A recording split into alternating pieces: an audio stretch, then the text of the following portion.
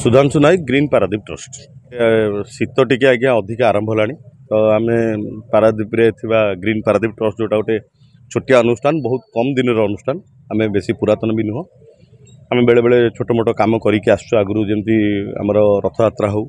विश्वकर्मा पूजा हो आम छोट मोट कार्य करके आसु सफाई कार्यक्रम आरंभ कर पानी बंटन हो एमती सब आम कार्य करूँ जो शीत टी बढ़ला तो शीपर तापमात्रा अधिक बढ़ला पारादीप असहाय व्यक्ति मानक आम गोटे चिंता कलु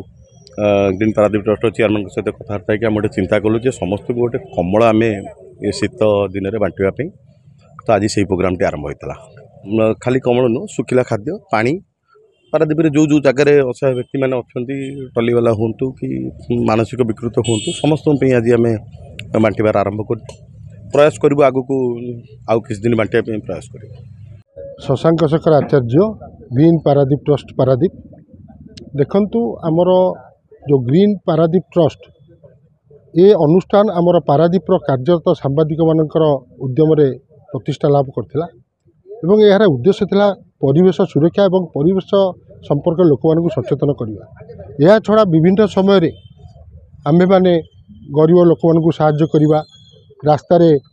निसहाय असहाय लोक मानक कम्बल खाद्य बंटन करवा सब आम प्रक्रिया चली मझे मझे फुटपाथ पड़े रही निसहाय अवस्था जो दरिद्र मानसिक विकारग्रस्त लोक मानक आज आम सभापति राकेश कुमार पट्टनायक समेत आमर समस्त कर्मकर्ता एवं सदस्य माने आज प्राय 20 रु ऊर्ध्व लोक कमल बंटन कर काली